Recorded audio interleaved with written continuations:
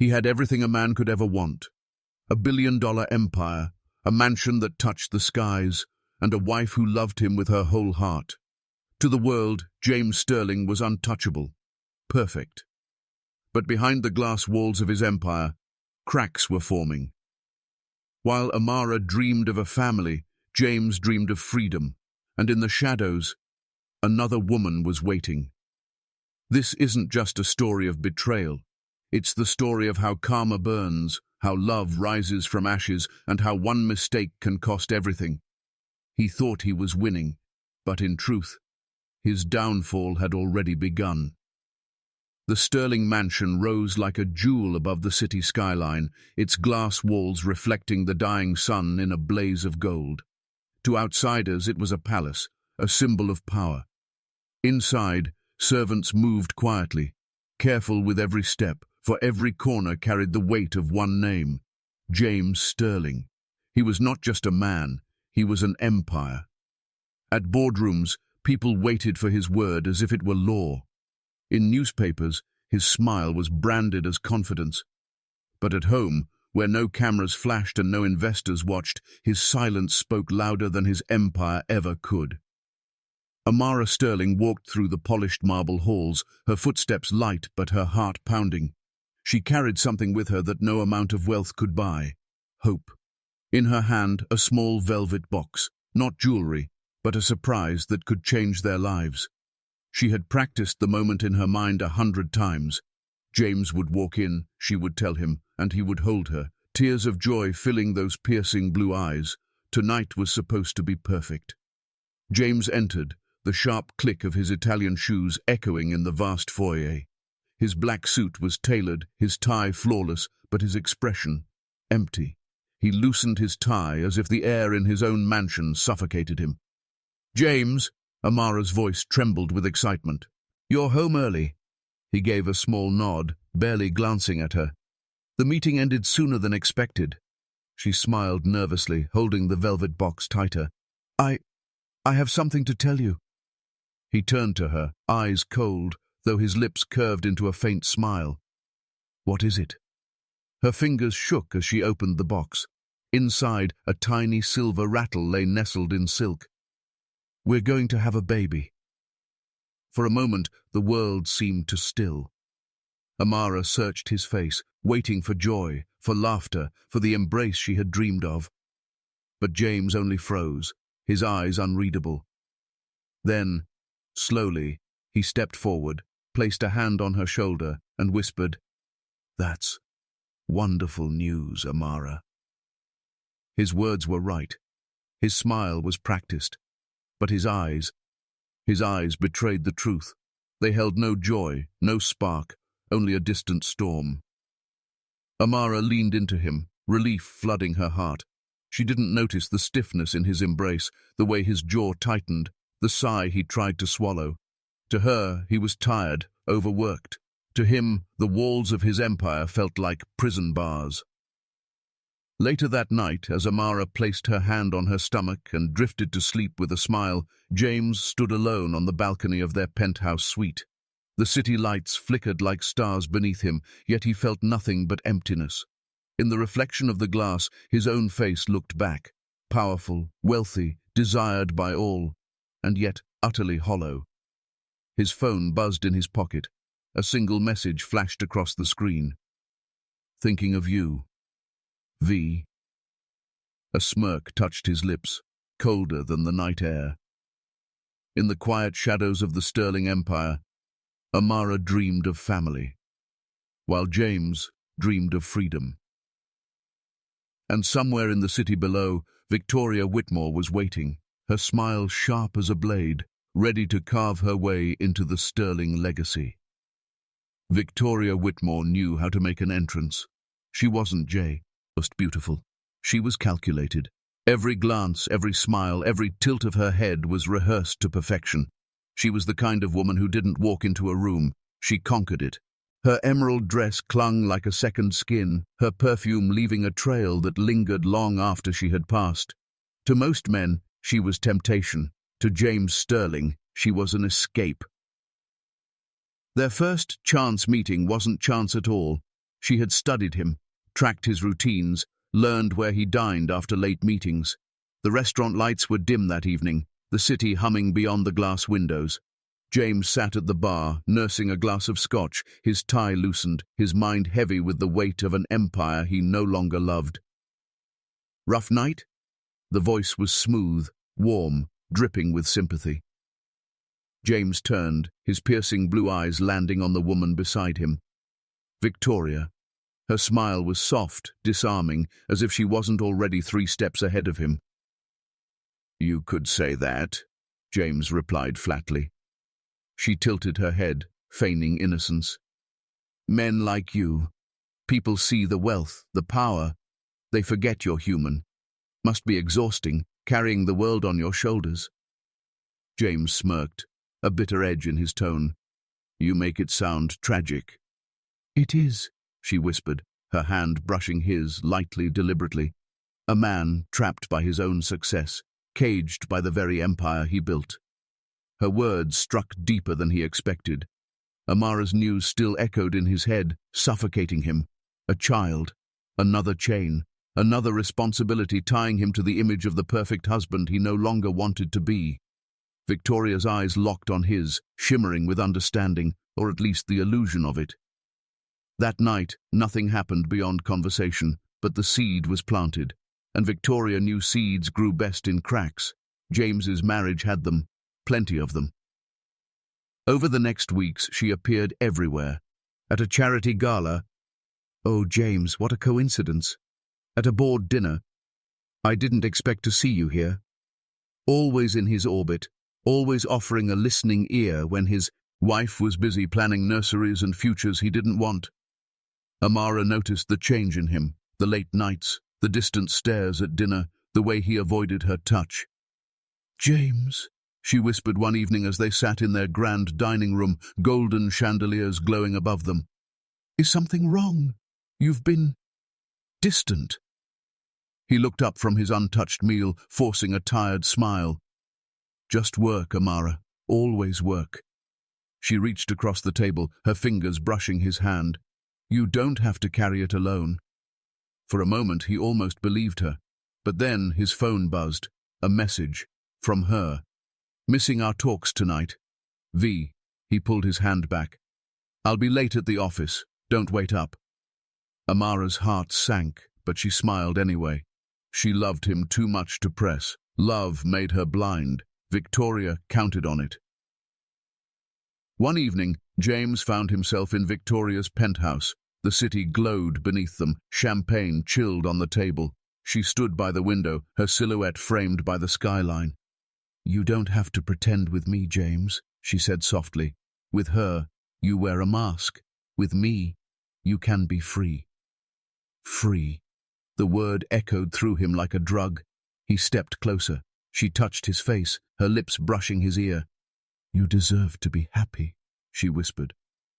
And in that moment, James Sterling, billionaire, husband, soon-to-be father, let the mask slip. He kissed her, sealing the betrayal that would one day destroy everything. Far away, in the quiet of their mansion, Amara arranged roses on the dining table, waiting for a husband who would never return that night. She believed she was building a home.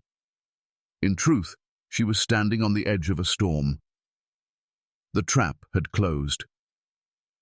The Sterling Foundation Gala was the crown jewel of the city's social calendar, an evening of glittering gowns, crystal chandeliers, and flashing cameras.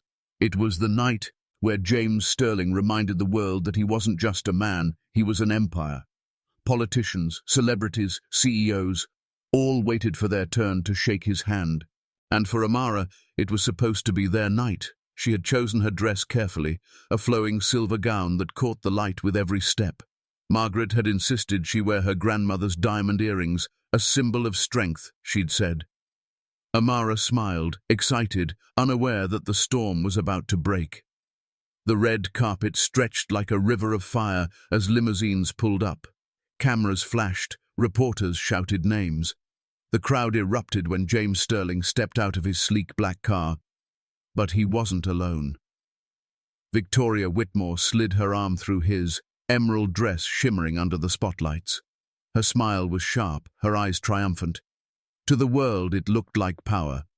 To Amara, watching from a second car, stuck in the line of arrivals, it looked like the end of her world. Gasps rippled across the carpet. Murmurs turned into whispers, whispers into headlines before the night had even begun. Sterling's mystery woman? Where is Mrs. Sterling? Paparazzi lenses zoomed in, each flash capturing betrayal in crystal clarity. Inside the ballroom, crystal chandeliers bathed the room in golden light. Waiters moved swiftly with champagne flutes. James walked confidently with Victoria at his side, greeting business partners, shaking hands with board members. Some smiled, pretending not to notice. Others exchanged wary glances. The empire was cracking in real time, and everyone could see it. An hour later, the whispers reached a climax when Amara finally entered. She walked through the grand doors, head high, her silver gown shimmering as if the universe itself gave her armor. Every eye turned. The room split into two worlds, those who pitied her and those who waited to see if she would break. James froze mid-conversation, glass of champagne in hand. Victoria smirked, gripping his arm tighter. Amara's eyes met his across the hall. 1,000 unspoken word. Deaths between them. "Amara," one guest whispered too loudly. She came. Amara crossed the room with quiet dignity, each step echoing louder than the music. She reached him, her voice steady, though her heart threatened to shatter. "So this is why the late nights," she said softly, but loud enough for those around to hear. "This is the freedom you wanted." James's jaw tightened. "Amara, not here." Victoria leaned in, her smile venomous. "Oh, don't blame him. Some men just need more." The crowd gasped. Phones lifted, recording every word. Amara turned, her eyes not on Victoria but on James. For the first time, she wasn't pleading. She was declaring, "You may have destroyed your vows, James, but you will not destroy me." Her voice cut through the room like a blade. Then she placed her hand gently over her stomach, the faintest smile on her lips. A secret, a promise, a shield. Without another word, she turned and walked away. The ballroom erupted in whispers. Some applauded quietly. Others exchanged shocked glances. The Queen had walked out, leaving the King to drown in his scandal. By midnight, the headlines were everywhere. Sterling marriage in crisis. Who is Victoria Whitmore? Amara Sterling walks out. Social media exploded with clips of Amara's words, her strength praised, while James became the villain in his own empire. At home, Amara stood by her window, watching the city lights blur through her tears. Margaret held her shoulders, whispering, "You are stronger than this, my darling. Stronger than him." Meanwhile, across town at the Peninsula Hotel, James and Victoria toasted champagne in their suite. Victoria draped across the couch, laughing. "Let them talk. Let her cry. You and I, James. We are the future." But even as he kissed her, James felt the cracks widening, the empire crumbling. For every cheer Victoria gave him, the world outside was sharpening its knives. The betrayal was no longer a secret. It was a spectacle, and James Sterling, once untouchable, had just handed the world its greatest scandal. The king had fallen, and the queen had walked away with her crown intact. The morning after the gala, the world woke to chaos. Newspapers screamed betrayal. Sterling affair shocks city. Business channels replayed footage of Amara's defiant walkout on loop. Investors panicked, stocks dipped. Board members called emergency meetings. For the first time in years, James Sterling was not the man in control. He was the man under fire. At Sterling Enterprises headquarters, the boardroom felt like a courtroom. The long mahogany table was lined with directors, their expressions grave. James walked in, his black suit immaculate, but his eyes heavy. Whispers swirled. He took his seat at the head of the table, yet for the first time, the seat no longer felt like his. "James," one director began cautiously, "the media storm is affecting our stock. Clients are pulling out. We need assurance." Another cut in sharply. "Assurance?" His wife walked out on him publicly. Our shareholders are asking if the company is stable under his personal distractions. James's jaw tightened. My personal life does not define this company. But even as he spoke, his phone buzzed with headlines. Victoria Whitmore, Sterling's mistress, confirmed. His empire was bleeding, and the world was watching. Across the city, in a quiet hospital room, Amara held Margaret's hand. Her contractions had started earlier than expected, pain slicing through her body, but her spirit remained unbroken. As doctors rushed around, Amara whispered through clenched teeth, "For him, for my son, I will be strong." Hours later, the cries of a newborn filled the room. A boy, tiny, fragile, yet powerful enough to shift destinies. Amara held him close, tears streaming down her face. "Marcus," she whispered, "your name will carry strength, not his shadow." Margaret kissed her forehead, whispering, "While his empire crumbled, Les, yours is being born right here." Back at the Sterling penthouse, Victoria lounged in silk robes, sipping champagne, her laugh echoing off the marble walls. James paced the floor, stress lines carved deep into his face. "Relax," Victoria purred, swirling her glass. "So what if the board is upset? You're James Sterling. They need you more than you need them." James snapped, "You don't understand. The foundation is shaking. The press, the investors." She leaned in, her voice low, venom-sweet. "Then let it shake. As long as you have me, none of it matters." But in that moment, James realized the truth. To Amara, he had once been a husband, a partner, a dream. To Victoria, he was nothing more than a prize, a stepping stone to wealth and power.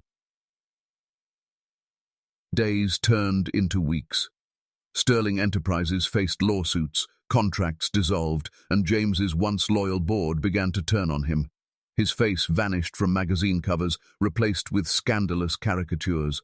The world that once praised him now mocked him. And yet, in a modest townhouse across town, Amara built a new world.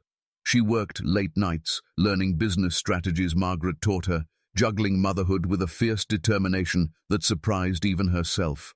Marcus grew stronger each day, his laughter filling the small home with light. Sometimes, Amara sat by the window, rocking Marcus to sleep, whispering, "You are my empire now, my strength, my reason." James, meanwhile, watched from the shadows of headlines. He saw pictures of Amara holding Marcus, her eyes glowing with pride.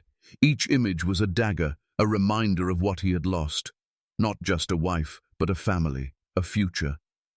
Victoria, bored with his despair, grew restless.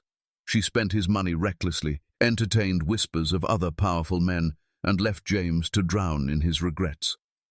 One evening, she threw a credit card bill onto the counter, smeared, "King." "If you can't handle this life, James, maybe you're not the man I thought you were." For the first time, James had no reply. The empire had collapsed. The king had been dethroned. But from the ashes, a new queen had risen, and she held in her arms not just a child, but the future. Amara's rebirth was silent, dignified, powerful. James's fall was loud, humiliating, and merciless. And fate, as always, was watching, sharpening its blade for the day when both paths would collide again. 5 years, enough time for wounds to scar, for empires to crumble, and for children to grow into their laughter. Amara Sterling, no, not Sterling anymore, had rebuilt herself. In a modest yet elegant office downtown, she stood before a team of young executives, her presence commanding but warm. The world no longer introduced her as James Sterling's wife. She was Amara Quinn now, CEO of her own growing consultancy firm, a single mother whose story had become a quiet legend. Her son, Marcus, now 5, was the center of her world. He had his father's piercing blue eyes, but Amara's warmth, her spirit. At school, teachers adored him. At home, he filled every corner with energy. "Mummy, look," he'd laugh, holding up his latest Lego creation. "It's bigger than the Sterling Tower." Amara would smile, ruffling his hair. "And stronger, too." Her days were long, balancing meetings and bedtime stories, but she thrived. Margaret remained by her side, offering wisdom and care. "You've built something even greater than an empire," she would say softly, watching Marcus play. "You've built a life." Meanwhile, across the city, James Sterling had become a ghost of his former self. The once polished billionaire now wore crumpled suits, his face unshaven, his eyes haunted. The media, once obsessed with his triumphs, now documented his failures with cruel delight. Former tycoon spotted leaving pawnshop. Sterling fortune lost to scandal and betrayal. From king to nothing. Victoria was long gone. After draining his wealth, she had vanished into the arms of another Welt. He investor, leaving James with empty accounts and emptier nights. He lived in a small apartment now, the walls thin, the city noise a constant reminder of how far he had fallen. Some nights, he stared at the skyline, the same towers that once bore his name, and whispered bitterly, "All mine once, now nothing." But nothing cut deeper than the moments he glimpsed his son. James often found himself parked near Amara's townhouse, watching from his car as Marcus ran into her arms after school, his laughter echoing like a melody James no longer deserved to hear. On Marcus's 5th birthday, the yard was filled with balloons, children running, and laughter spilling onto the street. Amara stood by the cake, clapping as Marcus blew out his candles. James watched from a distance, hidden in the shadows of a tree across the road. He saw Marcus close his eyes tightly before blowing the candles. Amara leaned down, whispering, "What did you wish for, sweetheart?" Marcus giggled. "A dinosaur bigger than Daddy's old building." The children roared with laughter. Amara chuckled too, but James felt his chest tighten. That one innocent line, a child's playful joke, cut deeper than any scandal or headline. His empire had meant nothing. His son barely knew him. Tears stung his eyes, but he didn't move closer. He didn't dare. He simply whispered to himself, "That's my boy," and turned away before anyone could see him. Later that night, after the party, Amara stepped onto her porch, holding a glass of tea. For a moment, she thought she saw a figure in the distance, broad-shouldered, familiar, but by the time she blinked, the shadows were empty. She sighed softly, whispering to herself, "Some ghosts never leave." James walked back to his dingy apartment that night, the sound of Marcus's laughter still ringing in his ears. For the first time in years, his hardened heart cracked, and he wept. Not for the empire he lost, not for the money or the headlines, but for the one thing he still longed for, the one thing he had thrown away with his own hands, a family. And as Marcus slept peacefully, dreaming of dinosaurs and castles, James lay awake across the city, whispering into the darkness, "One day, son, one day I'll be worthy of you." The stage was set. The mother had rebuilt, the child had grown, and the fallen king had begun to feel the sting of karma's knife. The autumn wind carried a chill as Marcus ran across the park, his laughter echoing against the rustling leaves. Amara sat on a bench nearby, her eyes following him lovingly. He was growing fast, taller, sharper, his spirit brighter each day. She sipped her coffee, unaware that in the distance a pair of haunted blue eyes were fixed on the boy. James Sterling had been standing there for nearly an hour, hidden beneath the shadow of a tree. His hands trembled in his coat pockets, his throat tight. For weeks he had followed from a distance, never daring to come close. But today his feet moved before his mind could stop them. Marcus tripped slightly as he chased his ball. The ball rolled near James's shoes. The boy looked up, his blue eyes, so familiar, so piercing, meeting his father's for the first time. "Here you go, champ." James bent down, handing him the ball with a trembling smile. Marcus grinned innocently. "Thanks, mister." That word, Mr. stabbed deeper than any blade. James forced a chuckle. Strong throw you've got. You'll be a champion one day.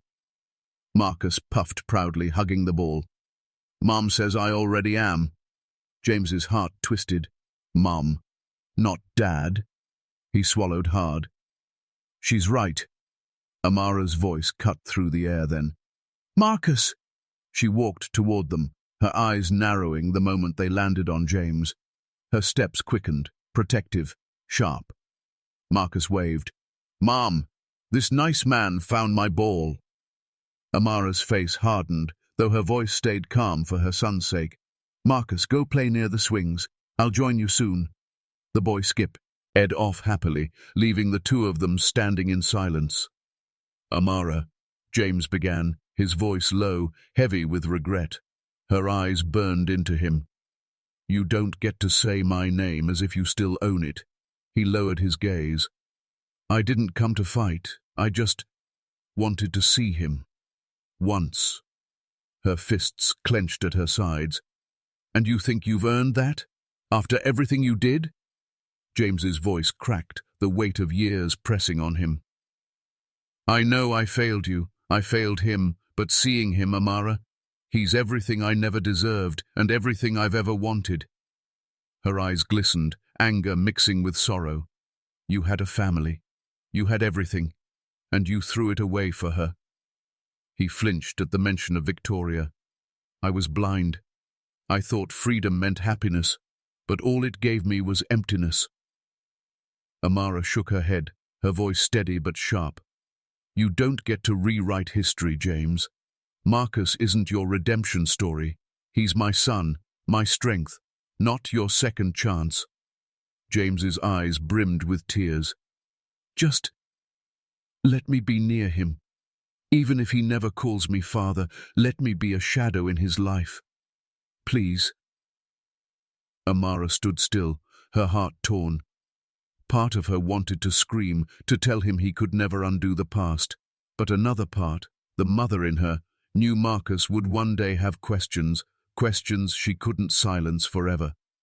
She turned away, her voice cold. Stay away from him until I decide otherwise. If you truly love him, James, you'll respect that.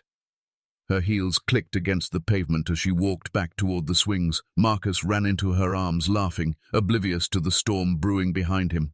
James stood rooted to the spot, watching his son's joy from afar. Each laugh was a reminder of what he had lost, and a punishment he would carry for the rest of his life. The knife of karma had cut deep, and James Sterling bled silently, with no one but himself to blame. The ballroom glittered again, but this time it wasn't the Sterling Foundation Gala. It was the annual Business Leaders Summit, where the most influential minds of the city gathered. 5 years ago, Amara had walked into such a hall as the humiliated wife. Tonight, she walked in as the keynote speaker. Her navy blue gown shimmered beneath the chandeliers, but it wasn't her dress that caught the room's attention. It was her presence. Calm, composed, radiant with confidence. People leaned in as she passed, eager to greet her. Ms. Quinn, your firm's growth is remarkable. It's an honor to finally meet you. Your leadership inspires us all. From the back of the room, James watched. He hadn't been invited. His days of automatic access were long gone. A friend on the board had slipped him a pass out of pity. He stood in the shadows, clutching a cheap suit jacket, feeling invisible in a room where once every spotlight had belonged to him. The announcer's voice echoed. Ladies and gentlemen, please welcome tonight's keynote speaker, Amara Quinn. Thunderous applause filled the hall as Amara stepped onto the stage. She looked out at the crowd, her heart steady. Marcus's face flashed in her mind, her reason, her anchor. She began. When people talk about success, they often think of money, titles, or skyscrapers that touch the clouds. But true success, she paused, her voice strong, isn't about what you build. It's about what you survive. It's about the strength to rise after the world believes you've fallen. The audience leaned in, captivated. Amara continued, weaving her own story without names, without pointing fingers, but everyone knew. They remembered the scandal, the betrayal, the public humiliation, and now they saw the woman who had risen from those ashes stronger than ever. I was once defined by someone else's empire. I thought my worth came from standing beside him. But life has a way of stripping away illusions. It showed me that my strength, my identity, my future, they were mine to claim, not his to give. Applause erupted. Some stood. James felt each clap like a blow to his chest. His throat tightened, his eyes burning as he realized she wasn't just surviving without him, she was thriving. After the speech, the room swarmed around Amara. Business leaders offered partnerships, journalists begged for interviews, young women approached with admiration in their eyes. You've given us hope. You're proof that we don't need to stay broken. Meanwhile, James slipped quietly toward the exit, but fate wasn't done with him yet. He heard her voice behind him. Leaving without saying hello, James? He froze. Slowly, he turned. Amara stood a few feet away, elegance radiating off her like a crown, invisible but undeniable. I didn't want to disturb you, he muttered. Her eyes softened briefly, then sharpened again. You couldn't disturb me if you tried. That's the difference between now and then. James swallowed hard. You were incredible up there. The whole room. They adore you. She tilted her head, her tone calm but cutting. They adore strength, James. Something you taught me the hard way. His voice cracked. Amara, I see you now. I see what I destroyed. And He trailed off, words failing. She stepped closer, her voice low so only he could hear. Don't mistake this for revenge. I didn't rise to prove you wrong. I rose to prove myself right. You were just the lesson. Her words sliced deeper than anger ever could, because they weren't fueled by hatred anymore. They were fueled by truth, and truth was merciless. Before he could respond, a group of executives approached her. Ms. Quinn, the governor would like to meet you. She turned to James one last time, her eyes steady. Excuse me, unlike you, I have an empire to build. And with that, she walked away, leaving James Sterling standing alone in the shadows, a forgotten man in a room that once belonged to him for tea. The first time James realized karma wasn't just punishment. It was watching the crown you once wore shine brighter on the head of the one you had betrayed. Rain hammered the city that night, turning streets into rivers of glass. Inside Amara's townhouse, Marcus sat at the dining table, crayons scattered everywhere, sketching dinosaurs with childlike focus. Amara stood by the window, sipping tea, her gaze distant. Something restless filled the air, like a storm brewing not just outside, but inside their lives. A knock shattered the silence. Amara froze. Margaret, who was clearing dishes, frowned. At this hour? Amara opened the door, and there he stood, James Sterling, drenched, eyes hollow yet burning with determination. His presence carried the weight of the past, the smell of rain, and the desperation of a man on the edge. Amara, we need to talk. Her jaw tightened. There's nothing left to say. But Marcus had already rushed forward, his blue eyes wide. Mom, it's the man from the park. Amara's breath caught. James knelt down, meeting his son's gaze for the first time up close. Hey, champ. His voice cracked. I'm your father. The words hung heavy in the air. Marcus blinked, confused. My dad? Amara's voice snapped like thunder. James, not like this. Not tonight. James stood, eyes blazing. No, Amara, not anymore. I won't hide. I won't stand in shadows while another man raises my son. He deserves to know the truth. Tears pricked Marcus's eyes as he looked between them. Mom, is it true? Amara knelt, holding his trembling hands. Her voice was gentle, but her heart shook. Yes, baby, he is your father. But being a father is more than blood. James flinched, guilt slashing through him. I know I don't deserve forgiveness. I know I've ruined everything. But Marcus... He turned to his son, voice trembling. I left because I was foolish, because I thought power mattered more than family. But I was wrong. You are my power, son. You and your mother. Amara rose, fire burning in her eyes. You don't get to stand here and rewrite his story, James. Where were you when I gave birth alone? Where were you when he took his first steps? When he said his first word? When he cried for a father he never knew? James's voice cracked, his body trembling. I was drowning, Amara, and every day I regretted it. Every day I prayed for a chance to fix it. Please, don't take him from me. Let me try. Margaret stepped forward then, her voice sharp with fury. You had your chance, James Sterling. You chose betrayal, you chose greed, and now you come crawling back because you've lost everything? Marcus began to cry softly. Mom, Grandma, stop. His little voice pierced the storm. He turned to James. If you're my dad, why did you hurt my mom? The question silenced the room. James's lips trembled. Because I was weak, Marcus. And I will spend the rest of my life proving to you that I can be strong again. Amara's heart twisted. For years she had built walls to keep this moment away, to protect Marcus from the man who had shattered her. Yet here he was, not as the powerful CEO, not as the arrogant husband, but as a broken man begging for a sliver of redemption. James, she whispered, tears streaming despite her strength, you will never have me back. That part of us is dead.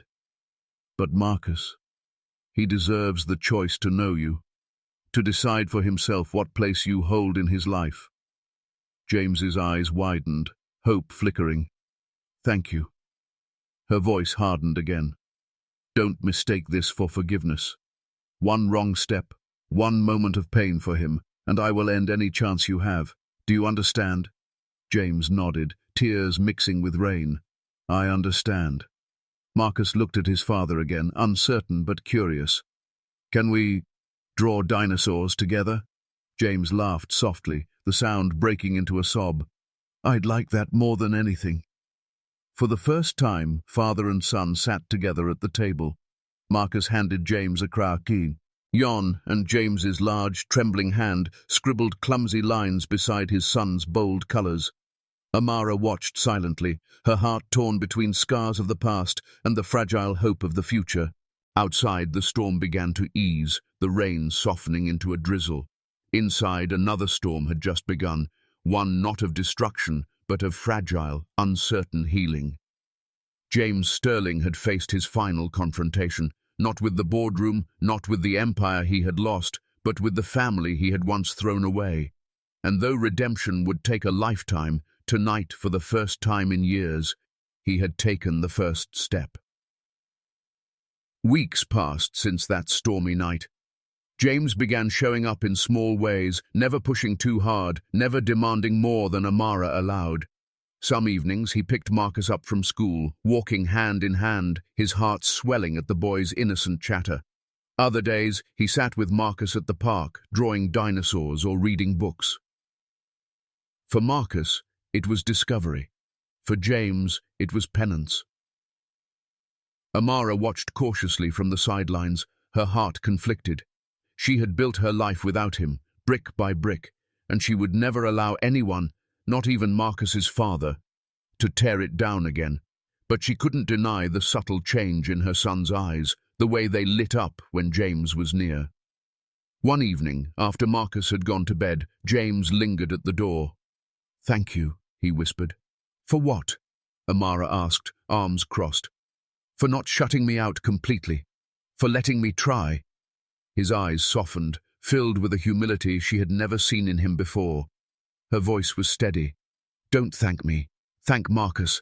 This chance belongs to him, not you. James nodded. I know. He turned to leave, but paused, glancing back. Amara, I'll spend the rest of my life proving to him, and maybe one day to you, that I can be better. She didn't answer. She simply closed the door. But for the first time she didn't feel the weight of anger in her chest. Only a quiet acceptance that the past was unchangeable, but the future was unwritten. Months, too, earned into a year. Marcus grew bolder, smarter, his laughter brighter than ever. James remained in his life, not as the powerful figure he once was, but as a flawed man learning to be a father. Sometimes he stumbled, sometimes his old pride resurfaced. But each time, Marcus's innocent eyes reminded him of the man he wanted to be, not the man he had been. And Amara? She never needed James for validation again. She had become her own empire, her own crown. Yet in her strength, she had also found grace, the grace to allow Marcus his father without sacrificing her dignity. The world eventually forgot James Sterling, the billionaire tycoon. His name vanished from headlines, his face from magazines. But to one little boy, he became something far greater than a name in lights. He became Dad.